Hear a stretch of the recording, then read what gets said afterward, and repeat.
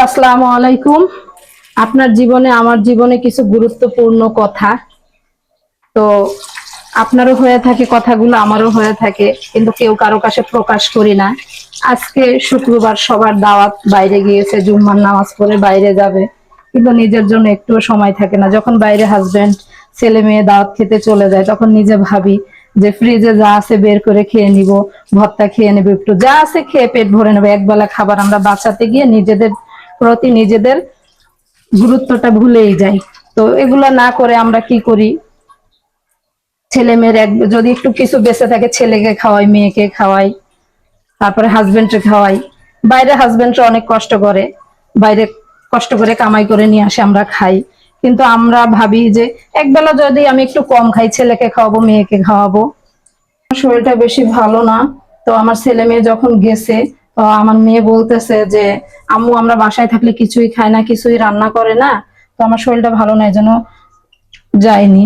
কিন্তু ভাবলাম যে আয়সা তো আবার চিল্লা পাল্লা করবে, তাই নিজের জন্য আমার পছন্দ গরু মাংস এবং খিচুড়িটা আমার নিজের হাতে রান্না অনেক পছন্দ। আর গ্রামে গেলে আমার ভাবি রান্না করে, আমার মা রান্না করে, খাবারটা অনেক মজাই লাগে। তো কথা বলতে বলতে আমার জন্য আমার চালটা ধোয়া হয়ে গেল। তো আমি এখন রান্না করতে যাব।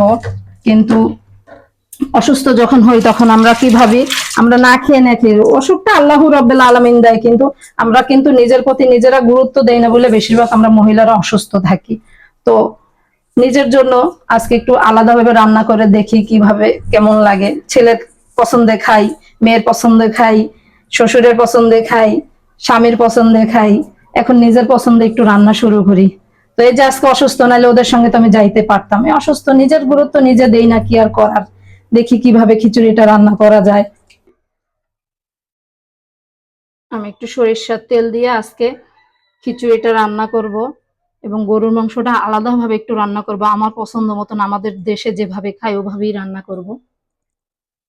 আমার রান্না বাদ দিয়ে আগে ওকে খাওয়াতে হবে। দেখেন, ওর জন্য আলাদা মাংস টুকরা টুকরা করা লাগে, ওই যে ওকে আগে খাওয়ানো লাগবে। আমার রান্নাটা বাদ দিয়ে ওকে আগে খাওয়ানো লাগবে। আমার সঙ্গী যখন সবাই বাইরে যায়, আমার সঙ্গী হলো এই বিড়ালটা। হয়েছে লগ্ন।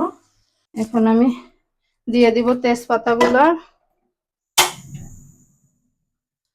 তেজপাতাগুলো দিয়ে দিব।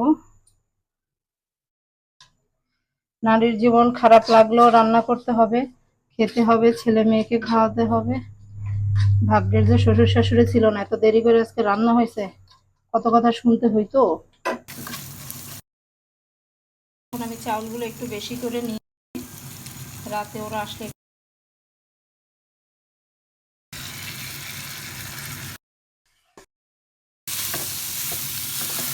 তেলটা ভিজে হতে দিব। তেলটা একটু দিব, ভালো করে নেই।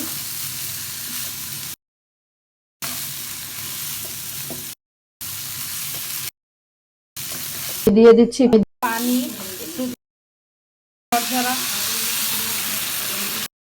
ঝরঝরা। ডাউলটা একটু আস্তে আস্তে, দুই রকমের ডাউল দিয়েছি, তো একটু ঝরঝরা না হলে খিচুড়িটা, যে তরকারি রান্না করবো মাংসের তরকারিটা মজা হবে না। মটরশুঁটি, মটরশুঁটি দিয়ে দিচ্ছি। আপনারা কখনো একটু, আমি দিয়ে দিচ্ছি কয়েক টুকরা আমড়া। আমড়াটা একটু টক টক লাগবে, তো খিচুড়িটা ভালো হবে। অনেকের প্রেশার থাকে, তখন এই টকটা আলাদা খেতে চায়। কারো ঘরে আচার না থাকলে এই আমড়াটা আপনার বাসায় থাকলে আপনি খিচুড়ির সঙ্গে দিতে পারেন। কেউ আলু খায়, কেউ আমড়া খায়, কিন্তু আমার বাসায় সাধারণত আমড়াটা অনেকে খায়। টক টক লাগে তো ভাতের সঙ্গে খায়। ছেলে মেয়ে না খাইলেও মুরব্বী যারা থাকে, আমার গোপাল ভাঁড়, সে খায়। এখন আমড়াটা দেওয়ার কারণ, আমড়াটা একটু টক টক ছড়ায়, তো খিচুড়িটা খেতে একটু মজা লাগে। হয়ে গেল। অনেকে আমড়া দিয়ে খিচুড়ি খান না, একবার খেয়ে দেখবেন। আবার আমরা পাগলা বললেন না। এখন আমি নামানোর আগে 2 চামচ ঘি দিয়ে দিচ্ছি। 2 চামচ ঘি দিয়ে দিচ্ছি। আমি এটা ঘিটা দিয়ে আমি 2 মিনিট রাখবো চুলায়, রেখে নামিয়ে ফেলবো। দেখি আমার নিজের হাতের গরুর মাংসটার রান্নাটা কেমন হতে পারে। আপনারা অনেক রাঁধুনি জানি, সবাই রান্না করতে পারে, কিন্তু এক একজনের হাতের রান্নার এক একটা স্বাদ, এক একটা স্টাইল। নিয়ে মাছটা বাটার সময় প্রথমে আমি নিয়ে নিচ্ছি গরুর মাংসটা। গরুর মাংসটা আমি নিয়ে নিচ্ছি। দিয়ে দিচ্ছি একটু রসুন। কে কে এভাবে রসুন খেতে পছন্দ করেন? আমার স্পেশাল আমার রান্না এটা। এটা কি বলতে পারেন আপুরা? বলেন তো এটা কি? এটা কে কে খেয়েছেন এবং এটা কি? আপনারা অনেকে চিনেন, অনেকে চিনেন না। আমি পেঁয়াজ,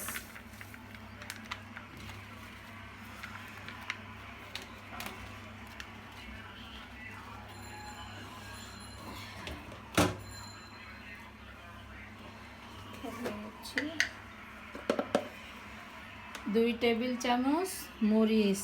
আমি একটু মরিচটা একটু বেশি খাই, এই জন্য মরিচ 2 টেবিল চামচ দিয়ে দিয়েছি। 1 টেবিল চামচ ধনিয়ার গুঁড়া। তারপরে দিয়ে দিলাম পরিমাণ মতন, আমার মাংস যতটুকু, যার যত মাংস হবে তরকারি হবে সেভাবেই দিবেন। আমার মাংসের পরিমাণ আদা এবং রসুন দিয়ে দিলাম। পরে দিয়ে দিলাম আমি হলুদের গুঁড়া। আমি 2 টেবিল চামচ লবণ। তারপরে দিয়ে দিলাম আমার হাতে বানানো এলাচ, দারচিনি, 12 মশলা এবং শাহি জিরা এবং জয়ফল, জয়িত্রী। আমার নিজের হাতে মশলাটা আমি বানিয়ে নিয়েছি, আমি দোকানের কেনা মশলা খাই না। আমি দিয়ে দিচ্ছি সবার লাস্টে তেল। আলুটা ভাজার জন্য একটু তেল দিয়ে দিচ্ছি। আমি এটা মাখিয়ে নিই। মাখাতে মাখাতে তেলটা আমার ওই পাশে গরম হয়ে যাবে। গরম হলে আমি আলুটা ভেজে নিতে পারবো।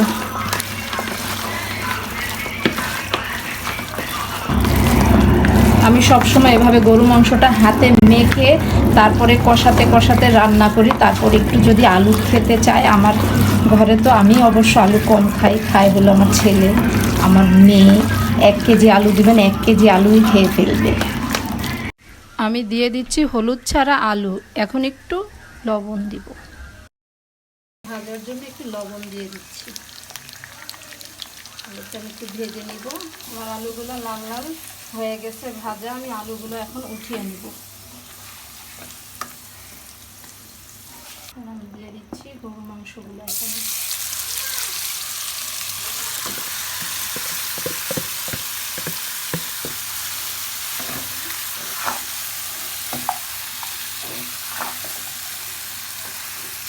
উপরে দিয়ে দিচ্ছি একটু শুকনা মরিচ। শুকনো মরিচগুলো এর সঙ্গেই সেদ্ধ হয়ে যাবে। আমি এখানে এখন দম পানি ইউজ করব না, নিভা জালে আদা সেদ্ধ করব। সেদ্ধ করে আমি কষিয়ে একদম পুরাটা কষিয়ে পরে পানি দিব।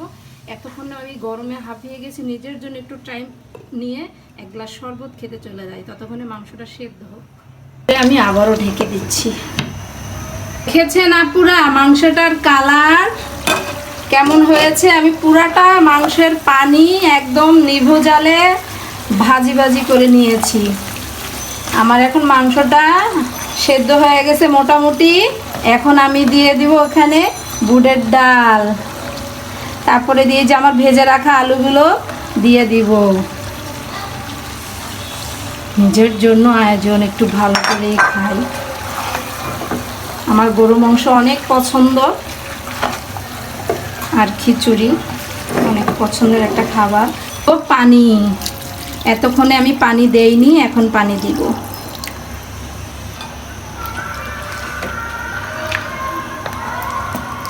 একটু কাঁচামরিচ দিয়ে ঢেকে দিচ্ছি।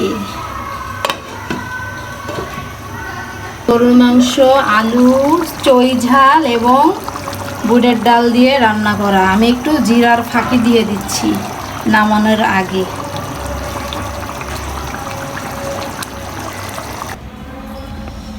কখনো কখনো আপু নিজের জন্য এই আয়োজনটা করবেন, নিজেকে একটু সময় দেবেন। টিপসও না, জাস্ট আদেশও না। নিজের জীবনের ভাবি যে একমাত্র বাবা মা ছাড়া বিয়ের পরে কেউ এভাবে আপনাকে আয়োজন করে খাওয়াবে না। তো নিজের আয়োজনটা নিজে করে খান এবং নিজের জন্য একটু সময় বের করেন। যদি আমার কথাগুলো ভালো লেগে থাকে, প্রতিদিনের ভোজন থেকে আমি রান্না করতে করতে আমার জীবনের কিছু গল্প আপনাদের সঙ্গে করলাম। যদি ভালো লেগে থাকে কমেন্ট এবং সাবস্ক্রাইব করুন, অবশ্যই শেয়ার। ভালো থাকবেন। আসসালামু আলাইকুম। প্রতিদিনের ভোজন।